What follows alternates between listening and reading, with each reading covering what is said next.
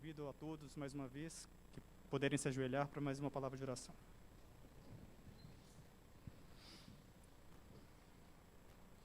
Santo, Santo, Santo, Senhor Deus do Universo, nós queremos estar mais perto de Ti, Senhor. E para isso, neste momento, nós entregamos o nosso coração duro, Pai. Quebra esse coração e nos dê um coração de carne, um coração onde brote o Seu Espírito somente. Nós colocamos também o nosso pedido para que o Senhor purifique os lábios da irmã Caroline, assim como também purifique os nossos ouvidos, Pai, para que toda palavra venha diretamente do céu e chegue ao nosso coração. Que essa palavra provoque transformações e que ela frutifique por meio da nossa vida. Esse é o nosso pedido, a nossa oração, no doce nome do Senhor Jesus Cristo. Amém. Feliz sábado e bom dia a todos. Ontem eu vejo alguns rostos diferentes que não estavam aqui ontem. E nós podemos ajudar, nós que estávamos aqui ontem, a explicar a mensagem de ontem. Foi morto pela lei. Nós estudamos que o cristão, precisa estar ligado com o Espírito Santo, como a imagem aqui da videira, e dando frutos. Todos conhecem essa parábola, né? E o fruto, que é o amor, a paciência, domínio próprio, a mansidão. Todo esse fruto nós estudamos ontem, que é para nós apresentarmos quando somos provocados. Andar como Jesus andou, sob provocação. E então, ontem foi uma mensagem, algumas pessoas me mandaram um texto assim: irmã, estou perdido, estou morto mesmo. E eu falei: glória a Deus. Glória a Deus. A gente precisa entender quem a gente é e quem a gente podia ser pela graça de Deus, porque aí Deus vai poder fazer a obra em nós. E o que nós vamos estudar a partir de hoje é como isso acontece, que são os passos que estão ali no banner. Nós falamos que a mensagem que nos ensina sobre isso é a mensagem de 1888, que é a justificação pela fé.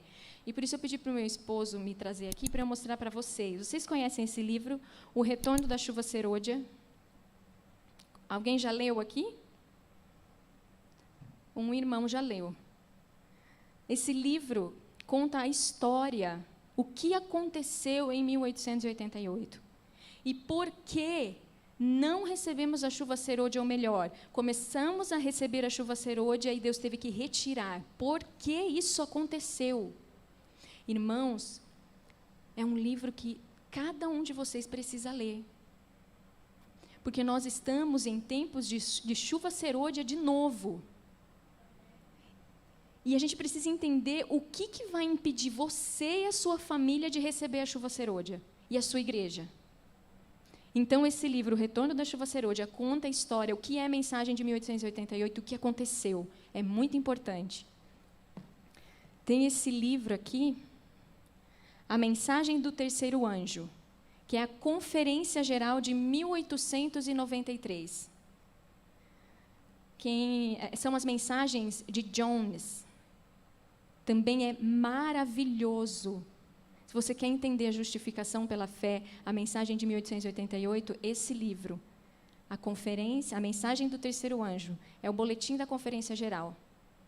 As primeiras mensagens, quem compra esse livro, às vezes é tentado a desistir de ler, porque as primeiras mensagens falam sobre liberdade de consciência, porque estava acontecendo naquela época uma lei dominical que estava em votação. Então, é a defesa de Jones. Isso é importante, inclusive, para nós, nos tempos que nós estamos vivendo. Mas, nas mensagens para frente, é a mensagem da justificação pela fé. E é maravilhoso. Faltou um livrinho pequenininho. Meu esposo não está mais ali, né? Deve ter ido cuidar da Laura. Tem um livrinho pequenininho que se chama Ellen White e o Alto Clamor. Bem pequenininho, fininho. E eu li esse livro, irmãos, chorando. Por quê? Porque eu vi o que aconteceu lá, o que impediu os irmãos de receberem a chuva serôdia, e eu consigo identificar nos nossos dias. E isso causa muita tristeza, mas é importante que você leia e que você saiba para que, pela graça de Deus, não aconteça com você. E aí tem esse livro que é dessa mensagem, O Poder do Evangelho, que farei para herdar a vida eterna. Também fala sobre essa mensagem, de nascer de novo e ter Cristo vivendo em você. Não mais você, mas Cristo vivendo.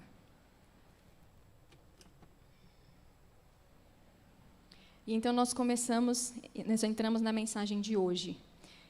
O título que nós colocamos é Operai a vossa própria salvação. Porque ontem nós lemos um texto na Bíblia dizendo para a gente andar como ele andou. Se você diz que permanece nele, então ande como ele andou. Nós lemos ontem. E aí as pessoas dizem assim, Carol, você está pregando um evangelho que é impossível. Você sai com essa impressão, às vezes? Quando a gente diz assim, justificação pela fé é você ser como Jesus pela fé. A mesma abnegação, a mesma bondade, a mesma mansidão, a mesma humildade, mesma submissão ao Pai em todo o tempo. Seja feita a tua vontade e não a minha, o tempo todo. E você sai com a impressão de que é impossível? Alguns dizem que sim, alguns dizem que não. É uma coisa impossível para nós. Depende de como você olha. É impossível para nós? Completamente impossível. Mas há algo demasiado difícil para Deus? Não. Por exemplo, o paralítico. Jesus curou muitos paralíticos. Impossível ele andar, muitos de nascença já nasciam com problemas. E era impossível ele andar. E a gente pode fazer uma comparação. Impossível nós andarmos como Jesus andou. Para o paralítico também era impossível. Mas quando Jesus dizia, levanta-te e anda, aí depende da fé que você tem. Porque aí seja feito conforme a tua fé. Não é assim? Então, às vezes, as pessoas ouvem a primeira palestra e não ouvem as outras. E aí saem dizendo, não, isso daí, eu não sei, tem um nome meio moderno que as pessoas costumam dizer hoje. Não sei se vocês conhecem esse termo, perfeccionismo.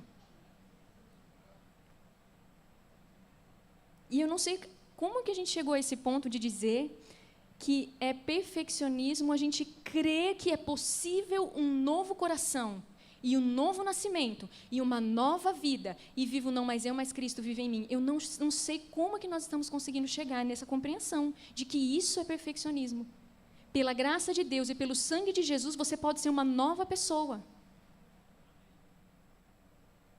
Essas são as boas novas do Evangelho. Mas, enfim, nós vamos ver o passo a passo sobre o poder do Evangelho. Eu não tenho... Ah, está aqui, desculpa. Para onde que eu aponto? Aqui? Ah, está desligado. Ali, Filipenses 2, 12 e 13. Operai vossa própria salvação com temor e tremor, porque Deus é que opera em vós tanto querer como efetuar segundo a sua boa vontade. Então, esse é o título, Operai a vossa própria salvação. Porque, irmãos, é uma cooperação com Deus. Deus tem a parte dele, e nossa parte também tem a nossa parte, é cooperação. Mas você sabe que, se você notar no verso, quem é que opera em vós? Deus. Deus opera em vós, e com muita frequência a gente se pega tentando operar a nossa própria salvação por nós mesmos. E tentando, e a gente usa a palavra assim, mas eu estou tentando. Eu quero, mas eu estou tentando. Irmãos, eu não sei você, mas é inútil. Não sei se você já chegou a essa conclusão. Vai falhar. Toda vez que você tentar, vai falhar. Mas uma vez que nós aprendamos como nos submeter a Deus, e é por isso que é importante esses passos, como cooperar com Deus, como deixar que Ele opere em nós, porque quando Deus disse, haja luz, ninguém resistiu, o nada não resistiu, e houve luz. Mas quando Deus diz assim, porei dentro de vós a minha lei, e farei com que você ande nos meus estatutos, nas minhas leis e nos meus juízos, aí parece que a gente quer argumentar com Deus. A gente não pode resistir. Deus falou. Tem poder a palavra de Deus. Por isso que é muito importante que a gente entenda que Deus tem uma parte, nós temos uma parte. Porque se você lê a parte de Deus, você vê ali que é Deus operando em nós, Deus fazendo coisas por nós para nos ajudar a chegar à vitória, para nos ajudar a chegar a um relacionamento ininterrupto com Ele. É isso que Ele veio restaurar. Relacionamento vital e ininterrupto com Ele. Não é assim, um dia eu estou com Deus, amanhã eu já não estou. Ele veio restaurar o nosso relacionamento. Já a nossa parte tem a ver com como agir em resposta ao que Deus fez. Deus fez algo e a gente reage. E mesmo essa reação, que é a algo que Deus fez, e essa reação é no poder de Deus, porque o paralítico, quando ele se levantou, ele não tinha poder para ficar em pé. Mas ele teve que acreditar naquilo, e ele teve que cooperar, ele teve que se mover. Se ele ficasse questionando a Deus, que era impossível, jamais ele teria levantado daquele lugar. E a salvação teria passado por ele, ele não teria andado mais. 1 Coríntios 3:9 diz que nós somos cooperadores com Deus. Então, número 1. Como que funciona? Tem laser aqui ou não? Tem? Qual botãozinho que é? Será que esse vermelhinho? É?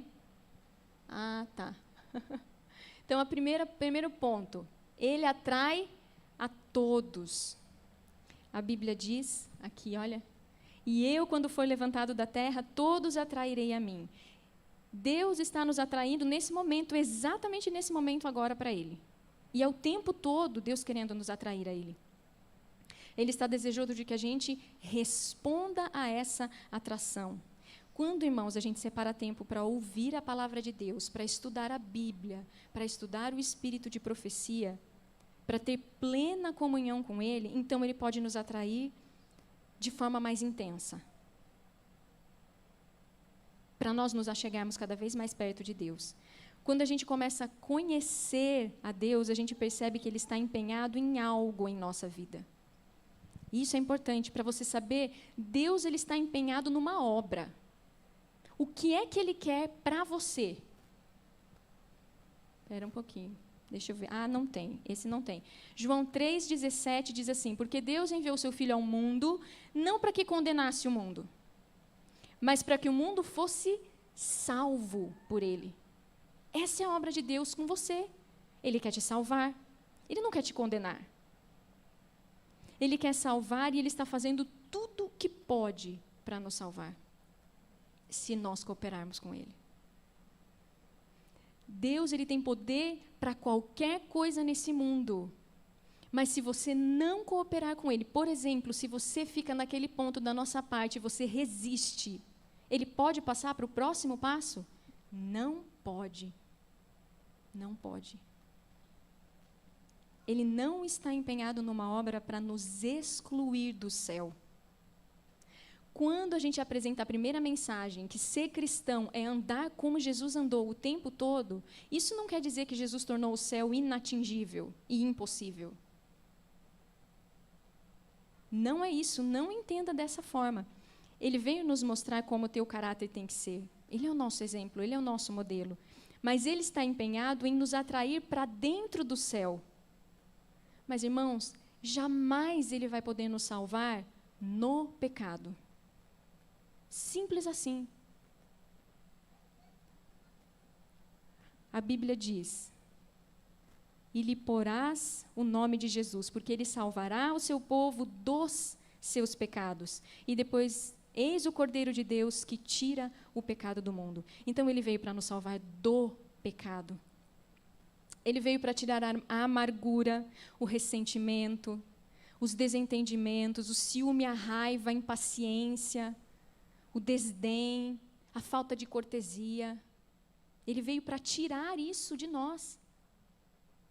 Foi para isso que Ele veio. E o que ele fez para tirar o pecado de nós? Como que ele fez para tirar o pecado de nós?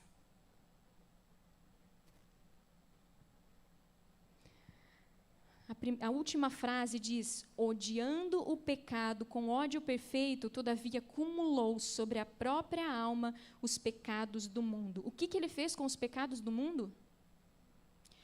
Cumulou sobre a própria alma. Sabe o que quer dizer isso? Isso quer dizer que ele teve que carregar os nossos pecados. A gente conhece esse termo, que ele foi o portador dos nossos pecados. Mas a gente sabe o que significa isso? Ele teve que experimentar. Quando ele carregou, ele sentiu todos os meus pecados e os seus também. Jesus, ele teve que acumular sobre a sua alma os pecados da humanidade toda e ainda permanecer puro. Ele precisou conhecer os pecados como se ele tivesse cometido, como se ele tivesse se entregado a esses pecados. Vamos ler mais uns textos para ver se isso fica mais claro.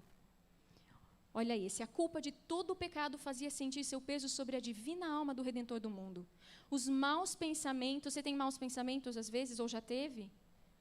As más palavras, as más ações. De quantos filhos de Adão e Eva? De Adão.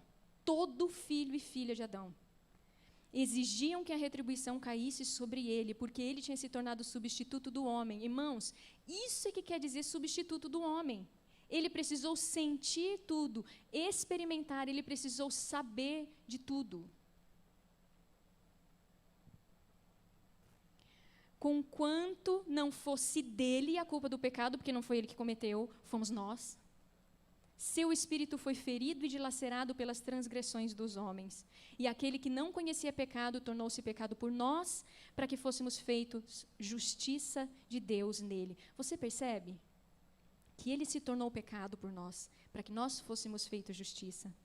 O pecado, irmãos, não foi apenas computado a ele. Por exemplo, escrever os meus pecados numa lista e colocar ao lado do nome de Jesus. Computar, sabe? Só computar. Está ali uma lista de pecados do mundo inteiro para Jesus carregar uma lista. Ele tinha que conhecer o pecado. E da mesma forma que a justiça não é apenas computada a nós, nós temos que experimentar a justiça. E ele veio nos tornar justos, irmãos, não apenas nos declarar justos. Existe hoje, algumas pessoas creem que Deus ele nos declara justos. Mesmo se que você não esteja, mesmo que não esteja tudo bem com a sua vida, ele te declara justo. Creia nisso, ele te declara justo. Irmãos, Irmão, você é médico? Não? O que faz de mim se eu saio declarando que o irmão é médico? Eu saio dizendo para todo mundo que o irmão é médico. Vocês vão me chamar de quê? Mentirosa. E por que a gente lança essa vergonha, esse vexame sobre o nome de Deus? De que ele nos chama justo, nos declara justo enquanto nós não somos. Não. Deus nos torna justos e então nos declara justos. Nós lemos assim: tão logo Cristo entrou no deserto da tentação, o peso do pecado do mundo estava pressionando-lhe a alma. O seu semblante expressava inexprimível tristeza. Ele sentiu a esmagadora corrente de angústia que inundava o mundo. Experimentou a força da condescendência com o apetite e a mundana paixão que controlam o mundo. Ele experimentou. Ele conheceu. A força de todas as tentações ele sentiu para que pudesse nos salvar. Tem outro texto mais curtinho. A humanidade de Cristo chegou às profundezas da miséria humana. Quando ele se tornou o portador de pecados, ele conheceu cada pecado de cada um de nós. Nas horas finais, enquanto pendurado na cruz, ele experimentou ao máximo que o homem deve experimentar quando luta contra o pecado. Experimentou, irmãos. Ele permaneceu puro, mas ele experimentou. Ele percebeu, experimentou quão mal um homem pode se tornar ao ceder ao pecado. E experimentou ou percebeu as terríveis consequências da transgressão da lei de Deus, porque a iniquidade de todo mundo estava sobre ele. Ele se tornou pecado para que pudéssemos ser feitos justiça. Você entende o que é isso, ter se tornado pecado? Carregou mesmo. Ele sentiu, ele sabe. Portanto, ao nós aprendermos sobre Jesus e tudo o que ele suportou por nós, não resista, não resista. É muito amor. É muito amor. E é fácil resistir. Principalmente quando a gente não tem consciência da nossa condição. Eu não sabia que eu estava perdida. Tantos anos dentro da igreja, eu não sabia que eu estava perdida. Mas tinha alguma coisa que me dizia que não fazia sentido. E eu saí da igreja, perdida. Misericórdia, irmãos, misericórdia. Sem saber da minha própria condição. Se tão somente a gente sentar para estudar a palavra de Deus, e eu digo especificamente a mensagem de 1888, nós vamos ter consciência de todas essas coisas. Nós vamos perceber nossa condição. Nós contamos um trecho da história da Margaret Davis na mensagem de ontem. Ela, por exemplo, nunca saiu da igreja. Ela amava a obediência, ela nunca teve problema com os pais, desde criancinha. Sabe aquela criança obediente? Aí ela cresceu, casou, teve seus filhos, e ela se achava uma boa cristã, uma boa moça. E ela ficava magoada algumas vezes, ressentida algumas vezes com o marido. Ah, mas quem é que não fica? Ela pensava assim. Quem que não fica mesmo? Quando ela se comparava com os outros, ela não via problema nenhum. Qual que é o problema disso? Quem é o nosso exemplo? É Jesus. Mas o Espírito Santo diz que falava, ela lembra dessa voz várias vezes na vida dela. Estude. Mas ela estava tão ocupada. E ela, irmãos, era ocupada com a obra de Deus, porque ela era missionária. Hoje, nós, às vezes, estamos ocupados com o nosso trabalho, né, do dia a dia. E eu sinto tanto que a nossa cultura tenha imposto sobre nós uma jornada de trabalho que ocupa o dia inteiro. A parte clara do dia a gente está lidando. E não importa, como a irmã falou na lição, a gente vai, às vezes, para um sítio, muda para o campo, e leva esse estilo de vida, e fica o dia inteiro lidando, desde o começo até o fim do dia, e não tem nem tempo de comunhão. Isso é muito triste. E ela ouvia, estude. O esposo dela, que era um pastor, estudava o tempo todo. Ele era pastor e editor, então ele gostava muito de ler. Ele estudava muito, mas ele nunca foi até a esposa perguntar para ela, Margaret, você entende o que é um novo nascimento? Você já nasceu de novo? Você entende o que é a justificação pela fé, o que é a morte do eu? Nunca conversaram sobre isso. E sabe por quê? Ela diz assim, porque ele nem sabia também. Ele não conhecia.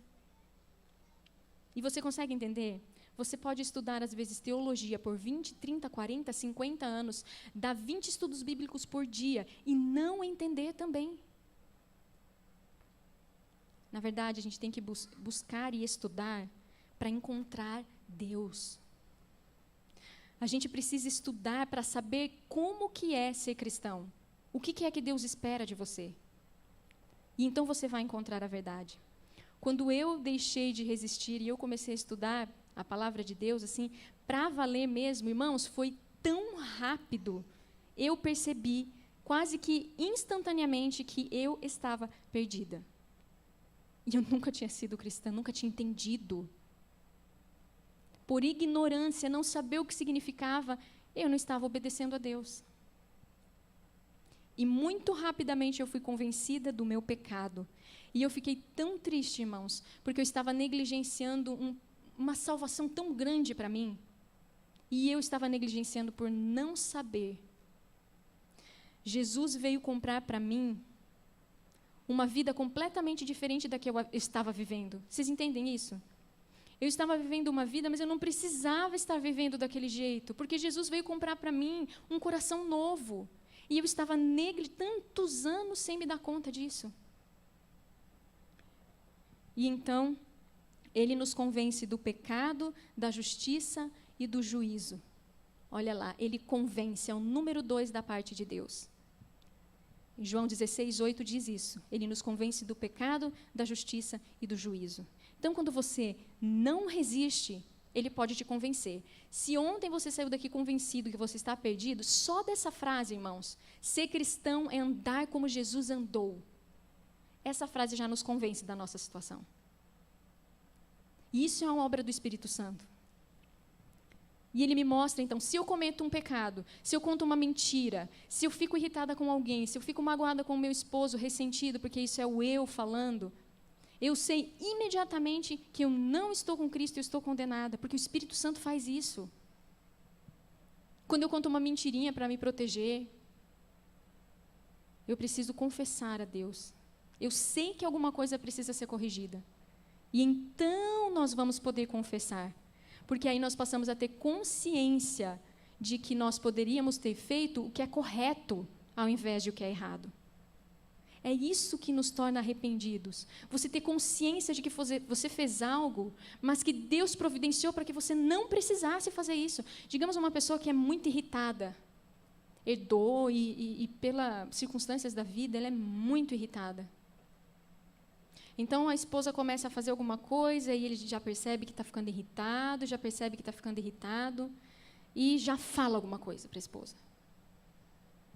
Quando essa pessoa tem consciência de que Deus veio libertar ele desse pecado, ele vai sentir um profundo arrependimento. Porque ele vai pensar assim, eu não precisava ter feito isso. Deus veio me libertar disso. E aí vem o verdadeiro arrependimento. Mas isso não acontece até que o Espírito Santo me convença da justiça. Irmãos, tem um ponto importante: justiça própria e justiça de Deus. Uma das coisas que faz a gente identificar se a justiça que tem em nós é própria ou é de Deus, é quando Deus nos convence do pecado. O que a gente faz? A gente culpa o outro? Parcialmente, a gente diz, tudo bem, eu errei, né? Mas também, olha o que a pessoa fez. Então, tá bom, é minha culpa, mas também a culpa é dele. Ou a pessoa põe completamente a culpa no outro. Eu não tive o que fazer? Eu não tive escapatória. Ela fez isso, ou ele falou assim para mim. Porque, se você for olhar a nossa resposta do número 2, é reconhecer a nossa culpa. É verdade que a outra pessoa pode ter cometido um erro diante de Deus. Mas se eu vou pedir perdão a Deus, Senhor, me perdoe, eu perdi a paciência com o meu esposo, mas também, Senhor, olha o que ele fez. Isso é reconhecer minha culpa? Não é reconhecer minha culpa. Eu estou diminuindo a minha culpa diante de Deus. Você está preparado para o juízo? Porque diz que ele convence do pecado, da justiça e do juízo. Ele mostra que você errou. E mostra que você poderia ter feito a justiça ao invés de errar. E daí ele diz para você sobre o juízo. Porque a gente vai enfrentar um juízo de acordo com as obras. De acordo com o que a gente faz. De acordo com o que a gente pensa. Então, quando o Espírito Santo te convence e me convence, o que a gente deve fazer? Que é o número 2 da nossa parte. Reconhecer a nossa culpa. Irmãos, não culpe ninguém mais. Reconheça a sua culpa. Está aí a imagem também. Olha esse texto de Jeremias. Volta, ó Israel rebelde, diz o Senhor, e não farei cair a minha ira sobre ti, porque misericordioso sou, diz o Senhor, e não conservarei para sempre a minha ira. Somente reconhece a tua iniquidade, que tu transgrediste contra o Senhor teu Deus. Pare de culpar os outros. Diga, eu pequei. Eu errei. Irmãos, é dizer isso diante da pessoa que você cometeu um erro. Se você fala algo de uma forma ríspida para o seu esposo, ou para o seu filho, ou entre irmãos, imediatamente você diga para ele, perdão, eu não devia ter falado assim, eu errei. Mesmo que ele tenha te provocado, reconheça a tua parte. Se alguém está fazendo algo de errado, por que eu vou ajudar a pessoa a errar mais ainda? Porque se eu fico irada com ela, se eu respondo de alguma forma, eu coloco mais lenha ainda na fogueira. Eu não vou ajudar essa pessoa a melhorar. Você consegue ver? A gente precisa refletir no que acontece. Por que eu devo pecar quando alguém está pecando? Ou então, por que usar, irmãos, preste atenção nessa frase, por que usar o poder de Satanás quando o poder de Deus está disponível para nós? Porque, irmãos, não se enganem, ou é um ou é outro. Nós estamos usando o poder. Ou é o poder das trevas, ou é o poder do céu. Se você usa o poder das trevas, jamais vai resolver uma situação. Quando nós estamos ficando irritados, nós estamos usando o poder de Satanás nos controlar, ao invés do poder do Espírito nos controlar. Isso é tão sério. Por isso que é importante mensagens de repreensão para nós, para a gente entender a nossa situação. Tem gente que tem pavor de mensagens de repreensão, mas as mensagens de repreensão são mensagens de amor. Repreendo e castigo a todos quantos amo. Por que Deus gosta de nos revelar a nossa culpa? Não sei se a palavra é gosta, mas por que é necessário que Ele faça isso? Deus nos revela a culpa a fim de que nos possamos dirigir a Cristo e, por meio dele, sejamos libertados da servidão do pecado. Então, se alguém diz que você está errado por fazer alguma coisa, não fique bravo, chateado, magoado, ressentido, nada. Louve o nome do Senhor. Esse é o caminho para a gente entender a nossa situação. Se nós culpamos os outros, nunca seremos libertos do pecado. E muitos acabam ficando bem nesse passo, número 2 ali, não reconhecem a própria culpa e ficam a vida inteira naquele passo e não avançam.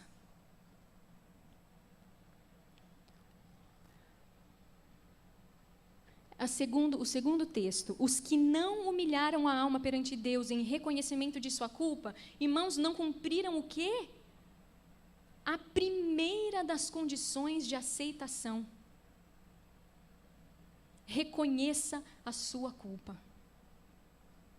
Diante das pessoas de quem você cometeu um erro. A única razão por que não tenhamos a remissão dos pecados passados... Irmão, só uma pausa. Remissão dos pecados. Remissão dos pecados significa que Jesus levou o pecado. Tá bom? Você mentiu e você pediu perdão e Ele levou esse pecado. Agora, se você amanhã mente de novo, o que você acabou de fazer com o pecado que Jesus levou? Você foi lá e falou, com licença, Senhor, me devolve esse pecado. E você pegou de volta para você. Não fique brincando de como é que é, um puxa numa corda, um puxa do outro lado. Cabo de guerra. Pelo amor de Deus, não faça isso. E você confessa ao Senhor que você magoou a sua esposa. E aí Ele levou esse pecado de você. E amanhã você toma dele de novo.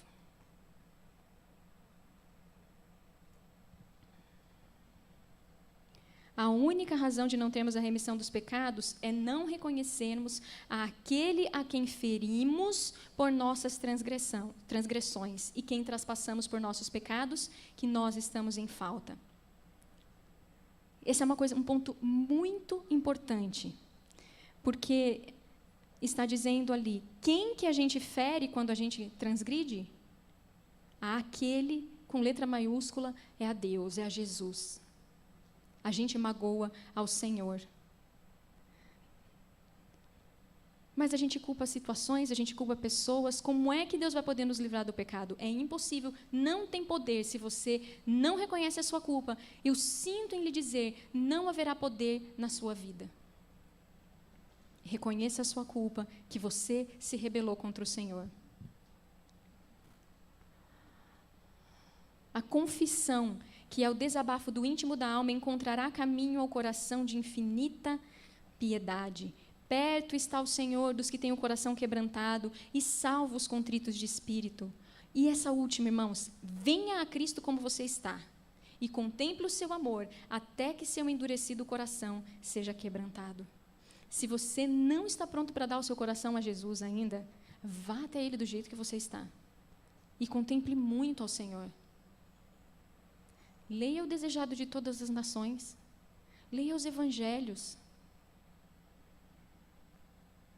Até que o seu coração seja quebrantado e até que você possa reconhecer, sim, eu sou um pecador e eu errei. Mas enquanto você não puder acreditar que Deus o ama pessoalmente, você sabe que as pessoas elas dizem Deus é amor. Mas quando é para elas crerem que Deus as ama pessoalmente, às vezes elas têm dificuldades. E enquanto você e eu não cremos que Deus nos ama pessoalmente, a gente fica resistindo. Por isso é importante a gente falar sobre o amor de Deus para as pessoas. Venha a Cristo como você está e contemple o seu amor. Muitos que têm ouvido essas mensagens sobre o poder do Evangelho, elas me procuram para dizer assim, Carol, eu não sei o que está acontecendo. O mundo perdeu o brilho para mim. Meu coração vibra, irmãos, quando eu escuto essas coisas. Outra pessoa veio me procurar e disse assim, eu nunca senti tanta tristeza por errar, por pecar, por cometer coisas como agora, porque eu sei que crucifica Jesus. Eu nunca tinha sentido tanta tristeza assim, irmã.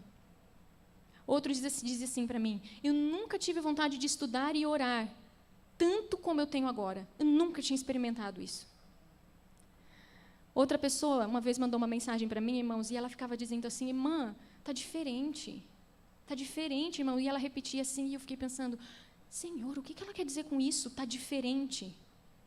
E ela disse assim, eu fui gritar com meu filho e alguma coisa tapou minha boca. E eu não gritei. Irmã, não sei o que está acontecendo. Está diferente. Ah, irmãos, eu vibro tanto com isso. Eu louvo tanto a Deus por isso, porque é possível. Outras pessoas, eles me dizem assim, essa mensagem me trouxe alegria, paz e principalmente esperança de que Jesus pode voltar mesmo em breve. Porque Ele pode fazer essa obra de transformação. E quem fez isso na vida dessas pessoas? Fez na minha e está fazendo na de vocês. O Espírito Santo, Deus fez isso. Irmãos, por que Deus não pôde fazer antes por mim? Ou por essas pessoas? Por que Ele não pôde? É simples. Por não conhecer o amor de Deus. Por não conhecer a Deus. A gente tem que conhecer primeiro, como é que a gente vai se submeter a alguém que a gente não conhece? Porque dizer, eu sei quem é Deus, é uma coisa. Conhecer por experiência, saber que Ele o ama por experiência e pessoalmente, é outra coisa.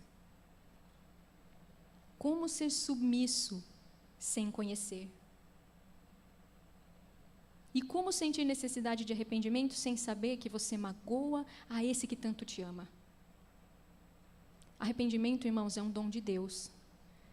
Nós não podemos colocar arrependimento no nosso coração, mas Deus pode.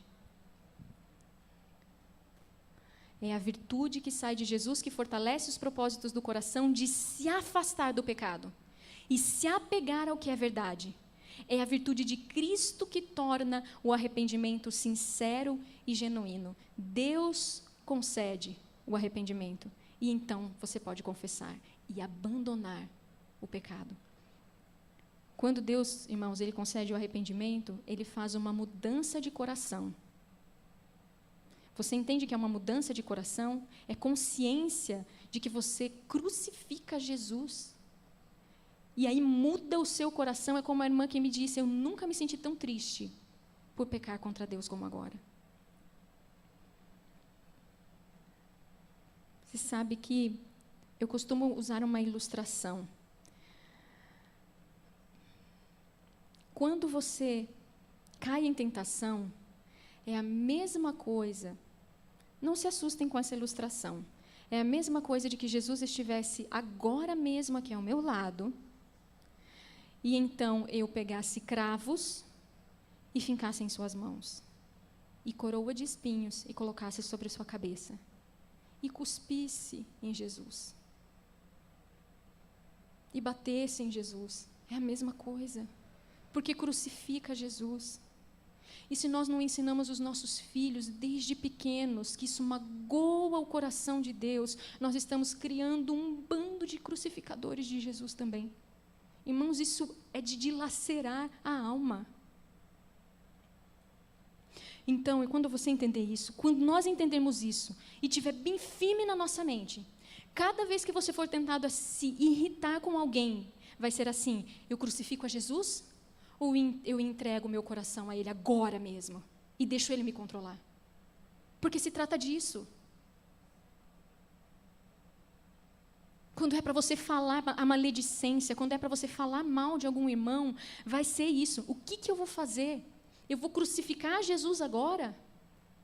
Ou eu vou entregar meu coração para Jesus agora? Irmãos, é exatamente disso que se trata. E aí você não vai querer mais nada com o pecado. Mais nada com essa coisa maldita e odiosa que é o pecado. E pecado é a transgressão da lei. Você vai se entristecer terrivelmente quando você cair em tentação. E aí, irmãos, não vai ser difícil você ir até Jesus e confessar e abandonar o pecado. Tristeza pelo pecado. Porque a tristeza, segundo Deus, opera arrependimento para a salvação, da qual ninguém se arrepende, mas a tristeza do mundo opera a morte. Por que eu coloquei isso? Porque eu quero que a gente converse isso, porque muitas pessoas confundem tristeza do mundo com tristeza segundo Deus. A tristeza do mundo, irmãos, o pecado, poxa, a gente se sente tão mal quando a gente magoa alguém na família, a gente machucou alguém, mas não porque a gente machucou a Jesus. Poxa, o pecado traz tanta coisa ruim para a vida da gente, a gente passa vergonha às vezes. O lar fica destruído, causa tanto incômodo, mas não porque a gente crucificou a Jesus.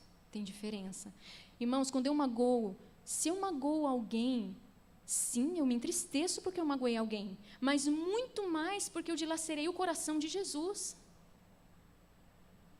Então, o arrependimento verdadeiro é sempre aquela vontade de nos afastar do pecado. Porque senão, irmão, se eu só me magoo, se eu só me entristeço porque eu magoei o meu esposo, amanhã eu magoo de novo.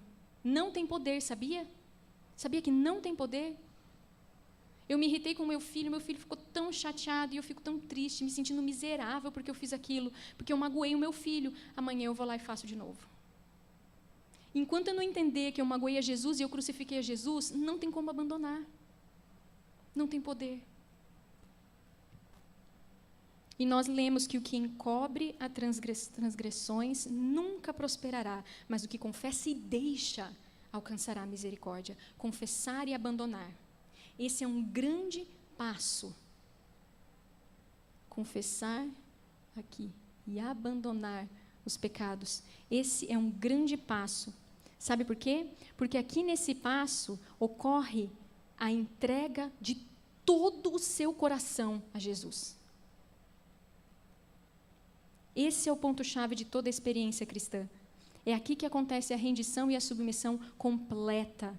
Porque desistir de um pecado ou dois não é suficiente. É entrega de coração.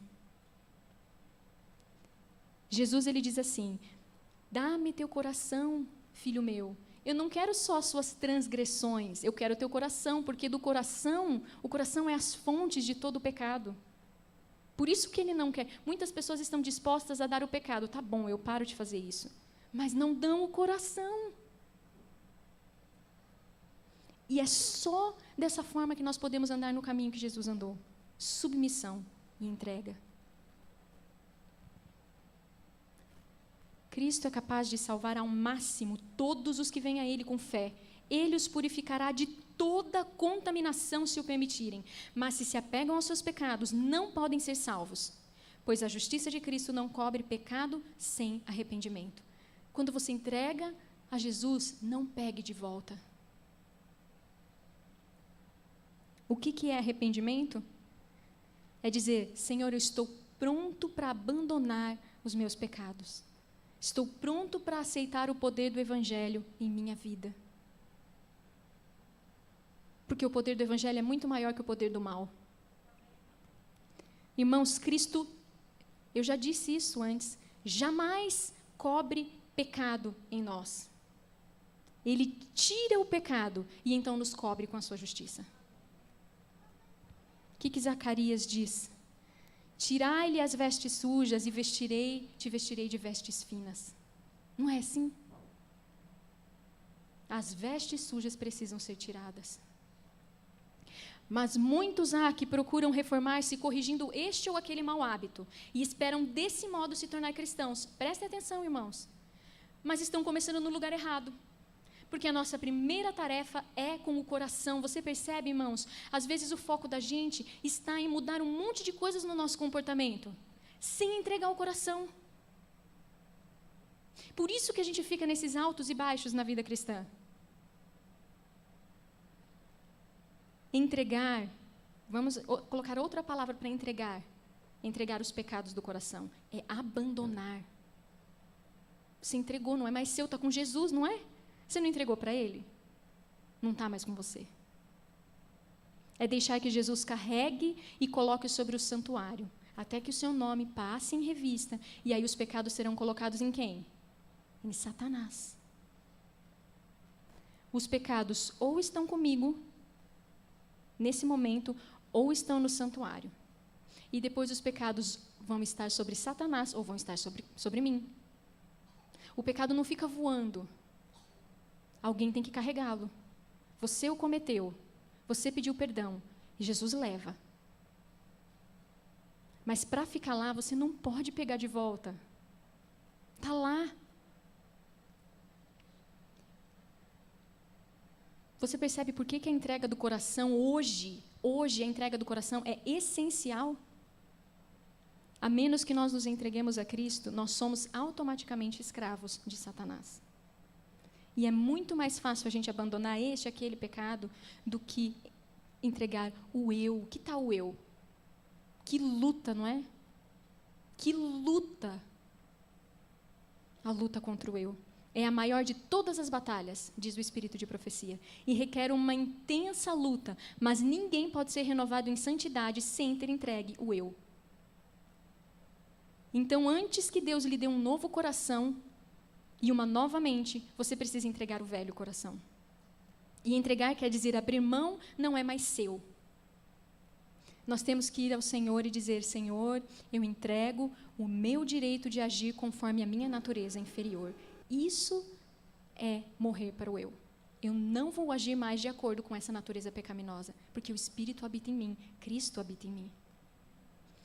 A Bíblia coloca dessa maneira: que vos despojeis da vossa antiga natureza, que pertence ao seu antigo modo de vida, e que é corrompida por concupiscências enganosas, e vos renoveis no espírito da vossa mente, e vos revistais da nova natureza, criada à semelhança de Deus, e em verdadeira justiça e santidade. Irmãos, é uma nova criação. Quanto tempo Deus leva para criar uma nova mente e um novo coração? E disse Deus: haja luz. E houve luz. É um milagre o nascer de novo. Porém, quanto tempo é necessário para a gente entender que a gente tem que parar de resistir, para a gente entender que a gente tem que reconhecer a nossa culpa? Irmãos, isso pode levar a vida inteira. Esse é o problema. E não precisa levar a vida inteira. Pode ser hoje. Essa é a possibilidade do Evangelho. Pode ser hoje. Deus pode te conduzir a essa experiência diária se você passar tempo com Ele. E você pode ir a Jesus do jeito que você está e passe bastante tempo com Ele. E clame: Senhor, um novo coração, Senhor, uma nova mente, Senhor. Eu quero ser uma nova criatura. E Jesus, Ele pode fazer isso hoje. Em resumo, Jesus nos atrai. Se nós não resistimos, o Espírito vai nos convencer do pecado, da justiça e do juízo. Então, nós vamos ser capazes de reconhecer quem nós somos e vamos reconhecer a nossa culpa e não a dos outros. E então, o Senhor vai poder avançar e Ele vai poder me conceder o verdadeiro arrependimento. Vocês estão acompanhando os passos? E aí eu vou estar pronta para confessar e abandonar. e o Senhor me perdoa e me purifica de toda iniquidade. É o passo número 4. E esse processo de confessar e abandonar os pecados é onde muitos tropeçam, porque não esqueçam, é a entrega do coração que acontece ali. É a única maneira de Jesus se tornar mestre da nossa vida, irmãos. É a única maneira. Porque senão o eu vai sempre lutar por supremacia. A única maneira é que você entregue o seu coração a Jesus e que o eu morra. Quem é o Senhor da sua vida? Quem está no trono do seu coração? É o eu ou é Jesus? Irmãos, é lá no lar que a gente mostra quem a gente é. É dentro da nossa casa. Mais do que qualquer outro lugar. Qual natureza está no domínio? Irmãos, e são nas pequeninas impaciências, na falta de cortesia, a falta de bondade na voz quando você fala, quando o outro erra, o tom da sua voz, a expressão da fisionomia quando você está com fome, quando você está cansado, que você já fica de mau humor. Essas pequenas coisas, irmãos, minam a harmonia de um lar. Se seu esposo fez algo para você, que você já disse milhões de vezes para ele não fazer, o que é que você vai fazer disso? Você vai transformar isso em quê? Em amargura, em ressentimento, em irritação, em impaciência, em raiva? Ou você vai... Bom, se você fizer assim, você vai ser um crucificador de Jesus, não é mesmo? Ou você vai entregar sua vontade a Ele? Nessas situações é que nós mostramos o nosso caráter. Vá a Jesus. Ele pode nos ensinar como morrer para esses sentimentos e esses pensamentos. É como o sol que desliza acima de todas as tempestades. O cristão tem essa possibilidade. Você pode ser provocado, ultrajado, mentirem a seu respeito, disserem todo o mal contra vós, e você desliza acima dessas provocações. Agora, uma coisa muito importante. Sumiu.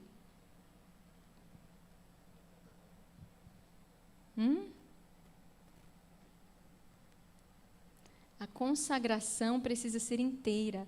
Deus não admitirá reserva alguma. A última frase. Todos devem morrer para o eu e para o mundo. O que quer dizer morrer para o eu e para o mundo? Considerai-vos mortos para o pecado, mas vivos para Deus. Uma coisa que eu queria que você percebesse. Na primeira palestra nós falamos da importância de morrer. De você se sentir condenado. Mas, irmãos, a beleza do Evangelho não se trata de permanecer morto. O foco está em viver também. Viver uma vida controlada pelo Espírito Santo. Não é ficar morto. O eu morre. Mas Jesus vive no lugar. Vivos para Deus, uma nova vida. Enquanto eu estiver morto, Jesus terá lugar para viver em nós. Renunciar a tudo, irmãos, é isso que Deus nos pede. Aquele que, olha, não renuncia a tudo quanto tem, não pode ser meu discípulo. Renunciar à natureza que você tem. Renuncie à natureza que você tem. O que você herdou, o que você adquiriu, não dê desculpas. Renuncie. Irmãos, renunciar à natureza não quer dizer que ela não existe mais. Simplesmente quer dizer que você não reage mais de acordo com ela. Não mais é ela que te domina. É o nosso Senhor. Deus não aceita um trono dividido. Uma hora reage de acordo com a natureza inferior, uma hora parece um cristão. Irmãos, não dá para dizer para ninguém que nós nos unimos a Cristo enquanto temos por amante a Satanás. De vez em quando. Não é horrorosa essa ideia? A gente dizer que é cristão, mas de vez em quando escapa. Que coisa mais horrorosa. Jesus não aceitará e ele fica do lado de fora. É por isso que Jesus é apresentado do lado de fora, batendo a porta do coração. Até que finalmente eu e você entendamos tudo isso. E nós tenhamos a vitória sobre o poder do mal. E não somente sobre um pecado ou outro. e vitória, irmãos, mesmo no meio de uma geração perversa como a nossa. Mesmo que sejamos possuidores de uma natureza, porque afinal de contas ela morreu. De Deus não se zomba. Cristo não aceita serviço dividido e Ele pede tudo. Irmãos, por que tem muita gente que acha que é difícil ser cristão? Irmãos, um trono dividido é uma miséria. É uma miséria porque fica lutando pela supremacia o eu. É por isso que muita gente acha muito difícil a vida cristã. É porque não houve uma submissão completa ainda. Tem coração dividido, são indecisos, hesitantes, incertos, e o que diz? Não pense tal homem, que cada hora está de um lado, que receberá do Senhor coisa alguma. Vamos nos render completamente ao Senhor. Irmãos, enquanto a gente fica sem se render ao Senhor, Ele não pode avançar. Ele jamais vai poder avançar. É até que haja uma entrega completa. Mas não, olha, não pensem que Deus ele vai deixar de te amar. Ele continua te amando. Irmãos, Deus faz milagres nas nossas vidas. Eu tenho certeza que você tem muitos milagres para contar do que Deus fez na sua vida. Mesmo sem entender o que é uma rendição completa. Sabe por que Deus faz isso? Para nos conduzir a uma rendição completa de coração. É para isso. Porque é necessário. O Senhor não pode purificar a alma até que todo o ser se renda à operação do Espírito Santo. É por isso que existem tantos cristãos mornos, por não entenderem como seguir a Jesus Cristo. Olha, como seguir a Jesus Cristo? Olha lá, arrependimento, novo nascimento e entra na vida de santidade. Jesus Cristo não entrou no santuário? E aonde que a gente tem que estar? Por que a gente tem que ficar aqui fora o tempo todo? Não é para a gente estar aqui também? Acompanhar Jesus?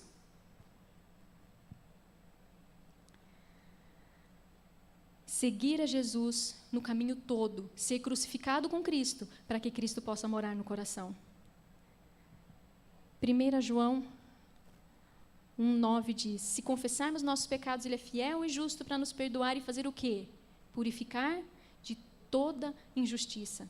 E dar a você um novo coração e uma nova mente. E num momento, irmãos, assim como o ladrão na cruz, o milagre acontece, o milagre da transformação. Porque o ladrão, ele entregou tudo e ele foi salvo num momento. E tem gente que diz assim, ele era pecador e Deus levou ele para o céu mesmo assim. Irmãos, houve uma completa transformação naquele momento. Porque ele começou a ser uma pessoa diferente. E ele começou a testemunhar para o outro ladrão do lado, não foi? Uma milagrosa experiência do novo nascimento. Quando uma pessoa aceita Cristo, ela muda completamente. O sangue de Cristo purifica de todo o pecado. Quando o soldado feriu a Jesus, olha lá, quando ele estava suspenso na cruz, diz que brotou sangue e água. O sangue, irmãos, simboliza o lavar do pecado em todo aquele que crê em seu nome. E a água, para representar aquela água viva obtida de Jesus, para conceder nova vida. Então, você entende que o sangue significa morte, e a água significa vida? Uma nova vida. E não é as águas batismais que fazem isso. Não é mergulhar num tanque que torna você uma nova pessoa. Por isso que Jesus disse, nascer da água e do Espírito. Esse é um passo muito importante, entregar o coração. E você sabia que é nesse passo de entregar o coração é que a justificação acontece? Nós não podemos criar um novo coração, uma nova mente, não podemos mudar isso, mas Deus pode. Se nos rendermos, se dermos a Deus todo o direito de transformar-nos entregando a Ele. E você sabia que justificação também é chamado perdão? Perdão e justificação são a mesma coisa, mas olhe só. O perdão tem um significado mais amplo do que muitos supõem. O perdão de Deus não é meramente um ato judicial pelo qual Ele nos liberta da condenação. Não é apenas perdão pelo pecado, mas recuperação do pecado. Olha, irmão, que coisa mais linda. Davi, olha isso, Davi possuía o correto entendimento de perdão quando ele orou: Cria em mim, ó Deus, um coração puro e renova dentro de mim um espírito reto. Não se esqueçam que perdão significa isso, um novo coração. É isso que está envolvido na justificação e no perdão. E ninguém além de Deus pode fazer isso. É um milagre da graça de Deus, porque pela graça sois salvos mediante a fé, e não vem de nós mesmos. Quando isso acontece, esse é o último texto. Quando isso acontece, nós permanecemos em Cristo. E o que diz o verso? Se alguém está em Cristo, nova criatura é. As coisas velhas já passaram. Eis que tudo se fez novo. E isto provém de Deus, que nos reconciliou consigo mesmo por Jesus. É aqui que a reconciliação acontece. E tudo isto provém de Deus. Essa é a experiência, irmãos, que os mornos não possuem. E o que vai acontecer com os mornos? Vomitados da boca de Deus. Os mornos não entenderam o Evangelho. E foi justamente para isso que Jesus veio, para transformar. Para ser nova criatura. Às vezes a gente fica tentando ser melhor, sem entender a operação sobrenatural que precisa acontecer na nossa mente e no nosso coração. O plano da salvação, irmãos, nós somos levados ao pé da cruz, em arrependimento. Se você vê ali o caminho do santuário, é o plano da salvação. Você é levado aos pés da cruz em arrependimento, e aí você entrega a Jesus todos os seus pecados, ali no altar, onde tem a cruz. Você entrega teu coração, porque a cruz ali significa a morte do eu, e você entregou seu coração, e então você morre com ele, através do seu sangue. E aí, olha a pia. A pia significa água viva, nova vida. Você viveu agora uma nova criatura. Ele cria em nós uma nova pessoa. E somente assim você pode entrar no santuário, sendo uma nova pessoa. Não antes disso acontecer. Isso é o que santo significa. É isso que é viver em santidade. A morte do eu, meus irmãos. A morte do eu. E nós vamos continuar depois vendo mais um pouquinho sobre o que é santidade na próxima mensagem. E eu peço a Deus que o Senhor nos ajude a entender essas coisas, não esquecer, irmãos. E que Deus nos salve de nós mesmos. Amém.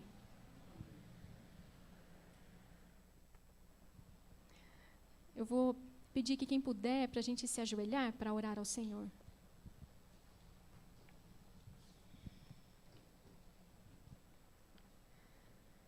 Grandioso Senhor, nós louvamos o Teu nome por tamanha salvação que o Senhor tem para nos oferecer. Querido Deus, nós não precisamos continuar sendo quem nós somos. Nós podemos ter Jesus habitando em nosso coração. Por favor, Pai, dá-nos sabedoria para operar a nossa salvação segundo a Tua vontade. Dá-nos poder, Senhor.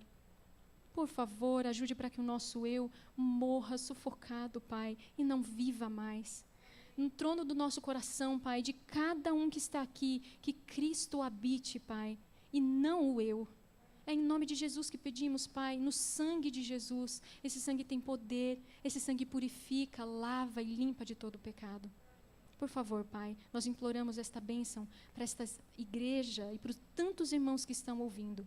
Em nome de Cristo Jesus. Amém.